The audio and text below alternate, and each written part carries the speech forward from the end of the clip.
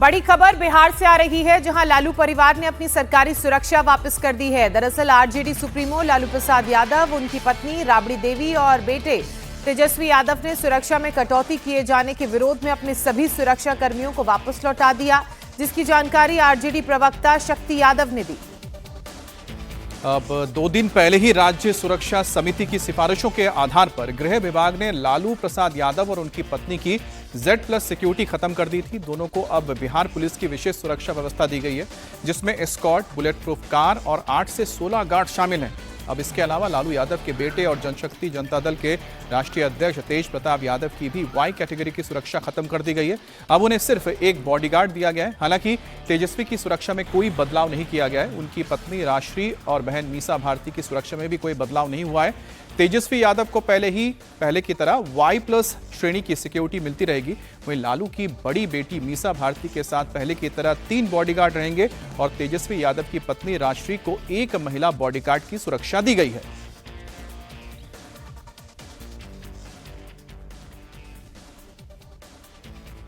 आप लोग भूल जाते हैं, लालू प्रसाद जी और श्रीमती राबड़ी देवी दोनों पूर्व मुख्यमंत्री हैं और श्रीमती राबड़ी देवी जी नेता प्रतिपक्ष बिहार विधान परिषद है।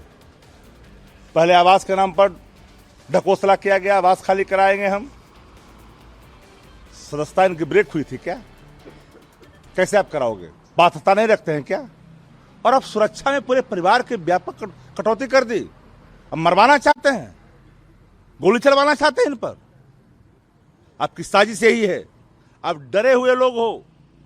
अकेले मुकाबला करने की ताकत किसी पॉलिटिकल पार्टी में नहीं है। राष्ट्रीय जनता दल से 1,90,00,000 मतदाताओं ने तेजस्वी जी के नेतृत्व में आस्था व्यक्त करके मताधिकार का प्रयोग किया है। लोकतंत्र में जनता मालिक होती है, जनता तय करते पक्ष विपक्ष। और विपक्ष की मर्यादा को चकनाचूर करना चाहते हो, गोली चलवाना चाहते हो। इस तरह की घृणित और कलुषित राजनीति लोकतंत्र में नहीं चलता। लोकतंत्र लोक लज्जा से चलता। राजनीतिक शुचिता का मानदंड नहीं है। ये कतई मंजूर नहीं है बिहार के लोगों को। बिहार के लोगों ने वो काम करने के लिए दिया है जैसे भी जनादेश आपको आया है। पूरा बिहार जनता के जनादेश किस रूप में आपको आया है। और नीतीश चंद्र हमारे सहयोगी इस वक्त हमारे साथ जुड़ चुके हैं। नीतीश, सिर्फ कटौती की गई थी, सुरक्षा खत्म नहीं कर दी गई थी। वापस सारे गार्ड्स को लौटाने का फैसला खुद लालू और राबड़ी की तरफ से लिया गया है, तो अब इस तरह के आरोप क्यों लगाए जा रहे हैं?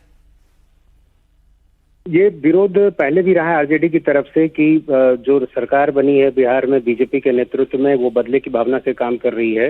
और यही वजह है कि जब अभी 2 दिन पहले ही जब ये फैसला लिया, गृह विभाग की तरफ से ये आदेश जारी किया गया कि जो सुरक्षा में कटौती की जाएगी लालू यादव और राबड़ी देवी की सुरक्षा में, और इसी के विरोध में ये फैसला लिया है राबड़ी देवी ने। और अपने आवास के अंदर और मेन गेट पर जो भी सुरक्षा कर्मी थे उन सबों को वहां से हट जाने को कहा है।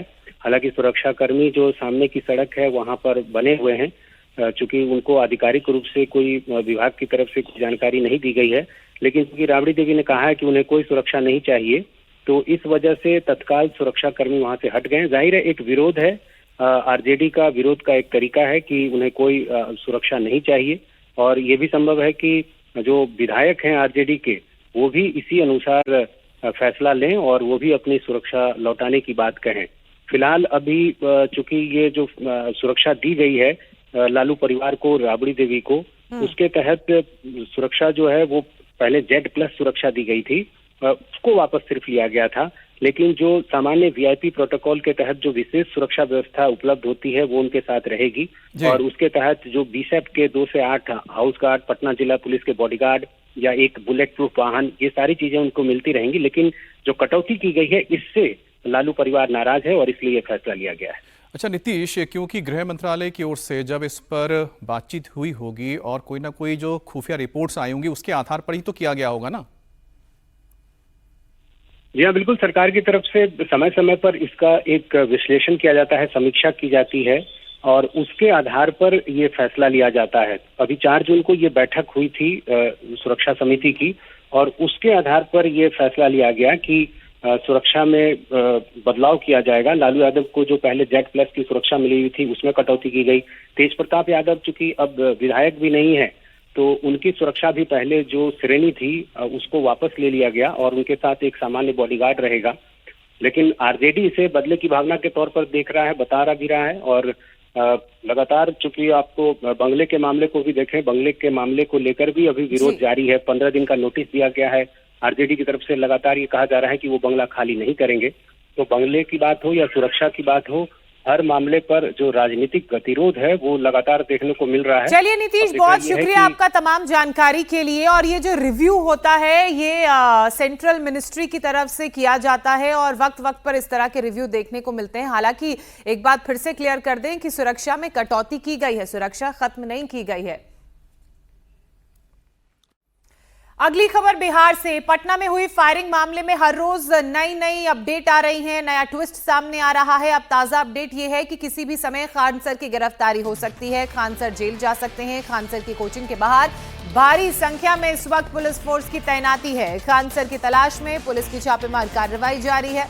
दरअसल मामले में खान सर पर आर्म्स एक्ट और हत्या की कोशिश में एफआईआर दर्ज हुई, जिसके मुताबिक खान सर के कहने पर ही उनके गार्ड्स ने फायरिंग की। और अब पटना पुलिस की कई टीमें इस वक्त खान सर की तलाश में जुटी हुई हैं। और दूसरी ओर मामले में दोनों ही कोचिंग के छात्र आमने सामने हैं। ऐसे में पुलिस ने छात्रों से अपील की है कि वो किसी के बहकावे में ना आए और शांति से अपना प्रदर्शन करें।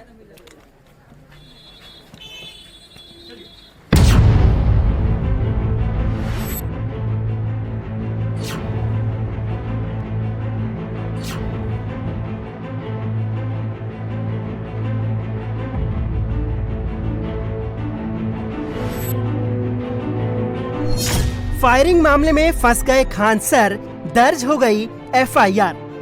जिस तरह का भी लोग एविडेंस आएगा उस सबसे कार्रवाई होगी और इसमें जिसके ऊपर भी एविडेंस आएगा, विधि व्यवस्था या अपराध इसके ऊपर भी होगी, उन सब पे सख्त कार्रवाई की जाएगी।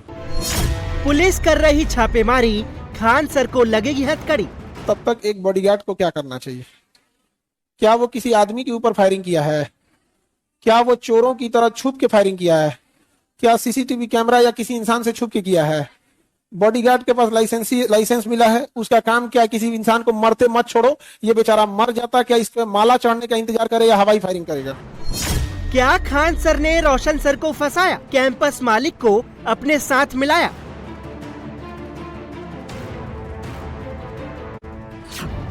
खान सर फरार है, पुलिस की कई टीमें खान सर को ढूंढ रही हैं। खान सर की कोचिंग के बाहर भी भारी फोर्स तैनात है और छात्रों से लेकर उनके करीबियों तक से पूछताछ की जा रही है, क्योंकि फायरिंग मामले में खान सर का दाव उल्टा पड़ गया है। जो खान सर खुद को पीड़ित बता रहे थे, अपने कोचिंग पर फायरिंग होने का दावा कर रहे थे, आज मामले में वही सबसे बड़े दोषी दिख रहे हैं। उन्हीं के 2 गार्ड्स गिरफ्तार किए गए हैं, दोनों के हथियार जब्त कर लिए गए हैं और अब खान सर पर भी गिरफ्तारी की तलवार लटक रही है। कदम कुआं थाने में फैजल खान उर्फ खान सर के खिलाफ हत्या की कोशिश और आर्म्स एक्ट के तहत केस दर्ज किया गया है। खान सर के गार्ड्स ने पुलिस को बयान दिया है कि खान सर ने ही उन्हें फायरिंग करने को कहा था। ऐसे में बीएनएस की धारा 109 के तहत ये केस दर्ज किया गया है, जिसमें 10 साल तक की जेल और जुर्माने का प्रावधान है। फायर होने के बाद जो 2 व्यक्ति जो वीडियो में दिख रहे हैं फायरिंग करते हुए, उनको पहचान करके उनको गिरफ्तार किया गया है और उनको भी भेजा जा रहा है। उनके हथियार जब्त करके फिर जांच कराया जा रहा है। आगे जो जांच में आएगा और उसके सबूत जो मिलेंगे हम लोगों को, उस सबसे कार्रवाई की जाएगी। जैसे मैंने आप लोगों को बताया कि जिस तरह का भी लोग एविडेंस आएगा उस सबसे कार्रवाई होगी और इसमें जिसके ऊपर भी एविडेंस आएगा, विधि व्यवस्था या अपराध में जिसके ऊपर भी होगी, उन सब पे सख्त कार्रवाई की जाएगी। सबूतों के आधार पर आगे कार्रवाई की। खान सर की मुश्किलें इसलिए भी बढ़ती दिख रही हैं क्योंकि उनकी गिरफ्तारी के लिए टीम का गठन कर दिया गया है। सूत्रों का कहना है कि खान सर की गिरफ्तारी की जिम्मेदारी डीआईयू को सौंपी गई है और जल्द से जल्द खान सर को पकड़ने के ऑर्डर दिए गए हैं, क्योंकि पुलिस को खान सर के खिलाफ पक्के सबूत मिल गए हैं। हालांकि खान सर अचानक गायब नहीं हुए हैं। शुक्रवार को सुबह खान सर कोचिंग सेंटर पहुंचे थे। उन्होंने क्लास भी ली थी, लेकिन छात्रों को पढ़ाने के बजाय खान सर क्लास में अपनी सफाई के सबूत पेश कर रहे थे। बच्चों को पॉइंट बाय पॉइंट समझा रहे थे कि कैसे उन्हें फंसाया जा रहा है और छात्रों को इसके खिलाफ आवाज उठानी चाहिए। जब तक पुलिस नहीं आई है तब तक एक बॉडीगार्ड को क्या करना चाहिए? क्या वो किसी आदमी के ऊपर फायरिंग किया है? क्या वो चोरों की तरह छुप के फायरिंग किया है? क्या सीसीटीवी कैमरा या किसी इंसान से छुप के किया है? बॉडीगार्ड के पास लाइसेंस मिला है, उसका काम क्या, किसी इंसान को मरते मत छोड़ो, ये बेचारा मर जाता, क्या इस पे माला चढ़ने का इंतजार करे या हवाई फायरिंग करेगा? क्या उसने हवाई फायरिंग किया कि नहीं किया है? किसी से छुप के किया है? अगर उस बॉडीगार्ड के जगह कोई पुलिस वाला भी रहता तो पुलिस भी क्या करती है? हवाई फायरिंग करती है। जैसे पुलिस आ गई है, बॉडीगार्ड का काम खत्म हो गया। ये लोग कहा है कि खान सर के ऊपर माला चढ़ जाए, फोटो पे क्या चढ़ जाए? माला। यही तो चाहते हैं लोग। अरे पागलों, मेरे भाई लोग, एक बात बताए यार, वो हमला किसके ऊपर करने आया है? हमारे ऊपर। दिन में आया कि रात में? रात। अकेले आए, ग्रुप में पथराव किया कि नहीं? गोली चलाए कि नहीं चलाए? गार्ड को हथमारा किया कि नहीं किया? क्या एफआईआर भी नहीं करें? सेल्फ डिफेंस की फायरिंग, चूंकि पुलिस लेट से पहुंची थी। खान सर छात्रों को समझाने में लगे हैं कि सेल्फ डिफेंस में फायरिंग की गई है। हालांकि ये बात उन्होंने उस रात नहीं बताई थी जिस रात फायरिंग की घटना हुई थी। उस रात तो खान सर ने सीधा आरोप लगा दिया था कि 8 से 10 राउंड फायरिंग की गई है और वो फायरिंग ज्ञान बिंदु कोचिंग सेंटर के मालिक ने करवाई है। अभी इन लोग का बस यही है कि इतने कम फीस में नहीं पढ़ाया जाए और इतने हजारों संख्या में जो रिजल्ट आता है, पूरी तरह से इतनी गोली चलाने लगे। 10 मिनट में ऐसा लगा कि जैसे अफरा तफरी होके रख गया। यहाँ पर 8-10 राउंड तो हम देखे हैं, यहाँ पे 8-10 राउंड हम देखे हैं। खान सर ने छात्रों को जो समझाया उसका असर तुरंत दिखा। छात्रों ने खान सर के खिलाफ एक्शन का विरोध किया। तर्क वही दिए जो खान सर ने क्लास में पढ़ाए थे। छात्रों ने खान सर को निर्दोष बताया। जैसे उनका गिरफ्तारी हुआ, उनका लड़का आंदोलन किया, वैसे हम लोग भी शांतिपूर्वक आंदोलन करेंगे। उनका अगर गिरफ्तारी होता है तो आप ऐसे कैसे कह देंगे कि आप हमारे घर पे आए, ईंटा पत्थर मारे, अब हम अपने बचाव के लिए अभी अपना लाइसेंसी गन से, जो कि वो भी पूरा सामने लोगों के सामने वो भी एयर फायर कर रहा है। आप लोग बोल रहे हैं कि फायरिंग किया। फायरिंग कब हुआ है? आप हमको मार के गए तब ना हम आपको डराने के लिए हम किए हैं। सर को पता नहीं था ना, लेकिन बाद में जब वीडियो सामने आया तो ये भी तो सच्चाई हुआ, जहाँ जिस पे इल्जाम लगा उसका स्टाफ भी था उसमें। ये तो था ना, हुआ ना वो पुष्टि। जब उसका स्टाफ था तो वही हो सकता है। सामने से आगे वो सब तोड़फोड़ किया तो मान के चलिए इसका मुड़ी उड़ी फूटा तो मतलब हम लोग करेंगे नहीं। तो गार्ड काहे के लिए रहता है? सुरक्षा के लिए नहीं रहता है। तो किसी के फायर थोड़े किया है, ऊपर फायर किया है जो सब भाग जाए। दूसरी तरफ ज्ञान बिंदु कोचिंग सेंटर के छात्र भी लगातार रोशन सर की रिहाई की मांग कर रहे हैं, प्रदर्शन कर रहे हैं। छात्रों का कहना है कि मामला पूरी तरह से साफ है कि रोशन सर को फंसाया गया है और खान सर के कहने पर ही उनके गार्ड्स ने फायरिंग की थी।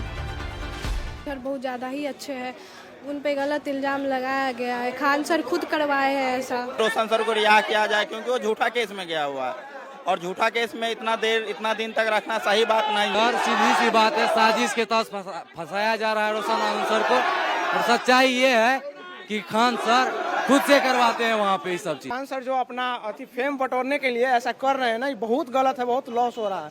देखिए ये बिहार है, यहाँ से अंग्रेज को खदेड़ दिया गया, हुमायूं के अफगानिस्तान तक खदेड़ा गया शेर शाह सूरी के द्वारा। उसको हम लोग अगर मिल जाएंगे ना तो देवरिया तक खदेड़ देंगे। जो गुनाह किया है वो बाहर है और जो गुनाह नहीं किया है वो बेवजह भी जेल में है। अभी खान सर ने गोलीबारी की बात की है, खुद उन्होंने गोली चलवाया और सारे इल्जाम रोशन सर पे थोपे और उसको अंदर कर दिया। और इसलिए बात है, हम लोग सोचते हैं कि जल्दी से जल्दी उसको रिहा किया जाए। एक ही डिमांड है कि जेल का ताला टूटेगा और रोशन सर छूटेंगे। ये पूरा बवाल पोस्टर को लेकर खड़ा हुआ था। ये 2 जून का वीडियो है जिसमें साफ दिख रहा है कि ज्ञान बिंदु कोचिंग का पोस्टर उतारा जा रहा है और जो शख्स पोस्टर उतार रहा है ये वही गार्ड चुनचुन है जिसे लोगों ने पीटा था। हैरानी की बात यह है कि चुनचुन किसान कोल्ड स्टोरेज का गार्ड है, खान सर के कोचिंग सेंटर का नहीं। दरअसल पटना का मुसल्लहपुर इलाका जहां सारे कोचिंग सेंटर हैं, उस कैंपस का मालिकाना हक किसान कोल्ड स्टोरेज का है, जिसके मालिक डीबी प्रसाद हैं। आरोप है कि डीबी प्रसाद और रोशन सर की कोचिंग को लेकर पहले से तनातनी है। वो खान सर के साथ मिलकर ज्ञान बिंदु कोचिंग को हटाना चाहते हैं। और ये बात तब सही साबित हो गई जब एक और सीसीटीवी फुटेज सामने आया जिसमें ज्ञान बिंदु कोचिंग का पोस्टर हटवाने का ऑर्डर खुद कैंपस के मालिक डीबी प्रसाद देते दिख रहे हैं। जब गार्ड चुनचुन ज्ञान बिंदु का पोस्टर उतार रहा था तब कैंपस मालिक नीचे से गार्ड चुनचुन को इंस्ट्रक्ट कर रहे थे। पूरा मामला छात्रों के भविष्य से भी जुड़ा है। ऐसे में आईजी ऑफिस में पुलिस की हाई लेवल मीटिंग हुई। पुलिस ने छात्रों से अपील की कि वो किसी भी कोचिंग सेंटर के बहकावे में न आए। हालांकि देखना होगा कि अगर पुलिस खान सर को गिरफ्तार करती है तो छात्र क्या करेंगे और Patna police law and order को कैसे मेंटेन करेगी?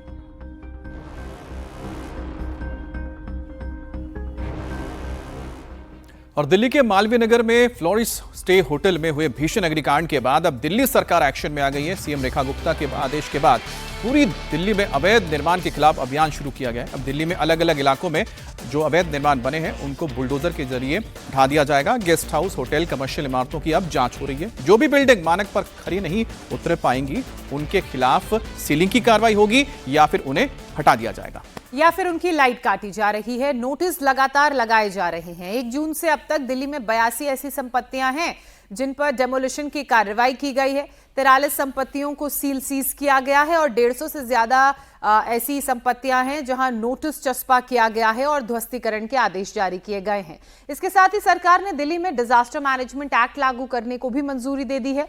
अब अधिकारियों की भी जवाबदेही तय होगी और जो भी अफसर दोषी पाया जाएगा उनके खिलाफ भी कार्रवाई की जाएगी।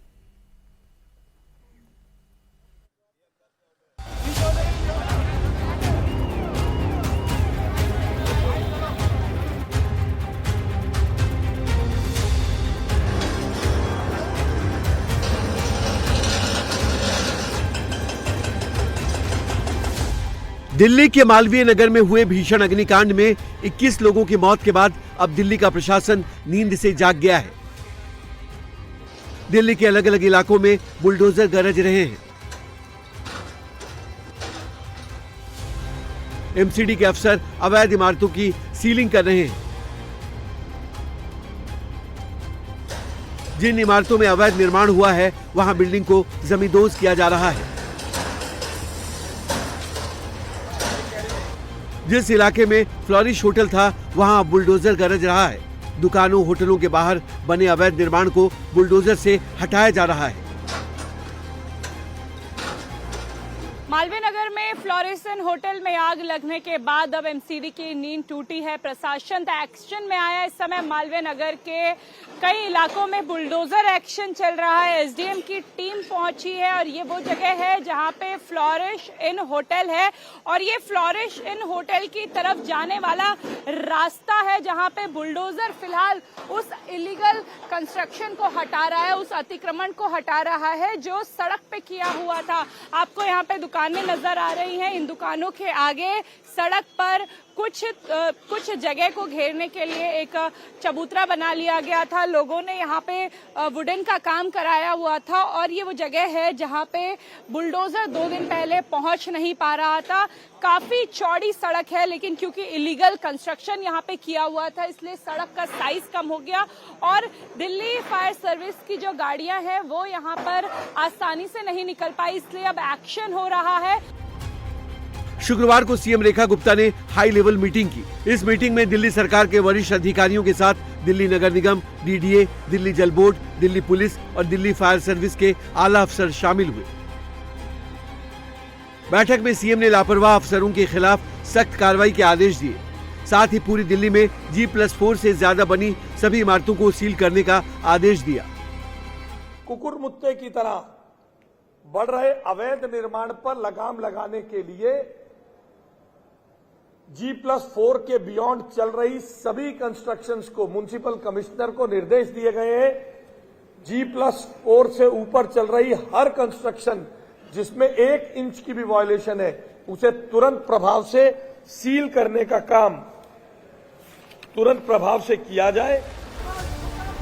दिल्ली में मालवीय नगर जैसी घटना दोबारा न हो इसके लिए सरकार ने अब पूरी तैयारी की है। मुख्यमंत्री ने मालवीय नगर हादसे की जांच के लिए एक विशेष जांच टीम का गठन किया है। साथ ही लापरवाह अधिकारियों की जवाबदेही तय करने के निर्देश दिए हैं। सभी जिलों के डीएम को विशेष अधिकार दिए गए हैं। आदेशों का उल्लंघन करने पर 2 साल की जेल की सजा और मिलीभगत के लिए अधिकारियों के खिलाफ कार्रवाई करने के लिए डीएमए एक्ट 2005 लागू किया जाएगा। अवैध निर्माण पर सख्ती बरतते हुए गृह विभाग ने हम अब एक ऑर्डर जारी किया था जिसमें डीएम की अध्यक्षता में सभी अधिकारियों की कमेटी बनी थी जिसमें डीएम, डीसी, फायर, बिजली विभाग और अन्य विभागों के साथ उसको ताकीद की गई है कि तुरंत प्रभाव से अपने अपने क्षेत्र में चल रहे सभी ऐसे guest house, bread and breakfast, hotels, banquets और ऐसे ही निकाय जिन्होंने लाइसेंस लिया उसका वायलेशन कर रहे हैं, लाइसेंस नहीं लिया उनको तुरंत प्रभाव में सील करने की कार्रवाई, दंडित करने की कार्रवाई तुरंत प्रभाव में की जाए। मालवीय नगर की घटना के बाद अब दिल्ली में योगी मॉडल की तर्ज पर एक्शन हो रहा है। पूरी राजधानी में ताबड़तोड़ एक्शन हो रहे हैं। मालवीय नगर से करावल नगर और साकेत से रोहिणी तक अवैध निर्माण पर बुलडोजर कहर बन रहा है। यानी अब दिल्ली में अवैध निर्माण करने वालों पर सीधा एक्शन होगा। मार्किंग होगी, सीलिंग होगी और बुलडोजर चलेगा। मालवीय नगर में प्रशासन उन होटलों को खोलकर जांच कर रहा है जिनके मालिक एक्शन के डर से होटल बंद करके चले गए हैं। जिन होटल मालिकों ने नियमों को तोड़ा है उन होटलों को सील किया जा रहा है, लाइट काटी जा रही है। फ्लोरिश स्टे होटल में भीषण अग्निकांड के बाद एमसीडी सुपर एक्शन में दिख रही है। 1 जून से अब तक पूरी दिल्ली में 82 संपत्तियों पर डेमोलिशन की कार्रवाई की गई है। 43 संपत्तियों को सील किया गया है और 150 से अधिक नोटिस और ध्वस्तीकरण के आदेश जारी किए गए हैं। एमसीडी का सबसे बड़ा एक्शन दिल्ली के साउथ जोन में चल रहा है।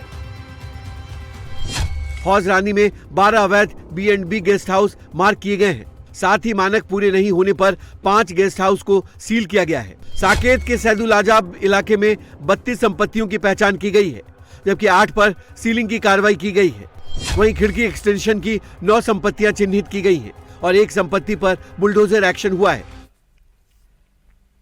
राजधानी दिल्ली में अवैध निर्माण पर एक्शन हो रहा है तो राजस्थान के जैसलमेर में भी बॉर्डर पर अतिक्रमण हटाया जा रहा है। अंतर्राष्ट्रीय सीमा से सटे क्षेत्रों में सुरक्षा और निगरानी व्यवस्था को और मजबूत करने के लिए सीमा से 15 किलोमीटर के दायरे में होने वाली सभी अतिक्रमणों का सर्वे कराया जाएगा और नियमों के खिलाफ पाए जाने वाले मामलों पर दिवाली से पहले कार्रवाई होगी।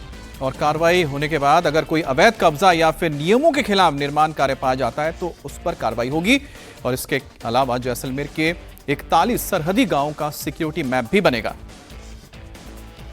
पिछले सप्ताह जो गृह मंत्री महोदय ने और सीएम महोदय ने जो बैठक ली थी उसमें 5 जिले जो हैं सीमावर्ती जिले उनके कलेक्टर एसपीज के साथ बैठक थी, जिसमें बहुत क्लियर कट ये निर्देश दिए कि 0 से 15 किलोमीटर के दरमियान किसी भी तरीके का इंक्रोचमेंट है किसी भी समुदाय या किसी भी व्यक्ति के द्वारा, तो एक सबसे पहले तो उसका हमें पूरा सर्वे हमारे पास होना चाहिए और साथ में यदि ऐसा कुछ पाया जाता है कि जो नियम विरुद्ध है तो उस पे कार्रवाई करने के लिए दिवाली पर्व से पहले ये हमें इसमें निर्देश दिए गए हैं। पश्चिम बंगाल में ममता बनर्जी को एक और झटका लगा है। ममता के भरोसेमंद और कैनिंग पूर्व के पूर्व विधायक शौकत मुल्ला को एनआईए ने गिरफ्तार कर लिया है। एनआईए ने शौकत मुल्ला को सोनारपुर के कमलागाछी से गिरफ्तार किया है। शौकत मुल्ला को चुनाव से पहले भांगड़ विधानसभा क्षेत्र के चौलता बेरिया के दक्षिण बामुनिया गांव में हुए बम धमाके के मामले में गिरफ्तार किया गया है। इस ब्लास्ट में एक शख्स की मौत भी हुई थी। काफी दिनों से एनआईए शौकत मोल्ला की तलाश कर रही थी। एनआईए ने शौकत मोल्ला को धमाके के मुख्य संदिग्धों और साजिश करने वालों में से एक बताया था। सूत्रों की माने तो शौकत बांग्लादेश भागने की कोशिश में था, जिसके बाद एनआईए ने जकरिया सुंदरबन मदरसा इलाके में कॉम्बिंग शुरू की। पूरे गांव में हर घर की बारीकी से तलाशी ली गई। गांव को घेर लिया गया ताकि वो किसी भी तरह से बॉर्डर पार ना जा सके। आखिरकार शुक्रवार को एनआईए को कामयाबी हाथ लगी और उसे गिरफ्तार कर लिया गया। एनआईए इस मामले में 3 लोगों को पहले ही गिरफ्तार कर चुकी है।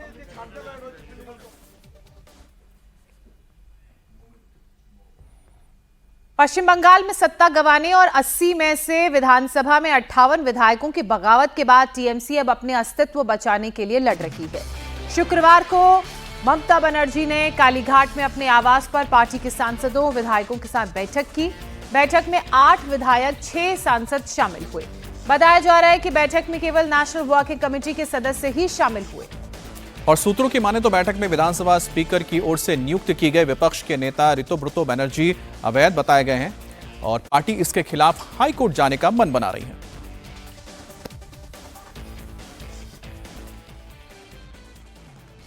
हम लोग को डिसीजन हुआ है जो अपोजिशन लीडर बनाया है स्पीकर ने, वो इलीगल है।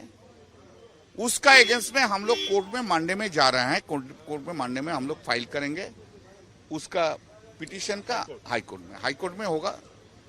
पहले हाई कोर्ट में ही होता है, हाई कोर्ट में होंगे, उसका बाद हम लोग देखेंगे। पॉलिटिक्स में नादान है और उन्होंने जिसका नाम लिया वो शुभेंदु अधिकारी का टाउट है।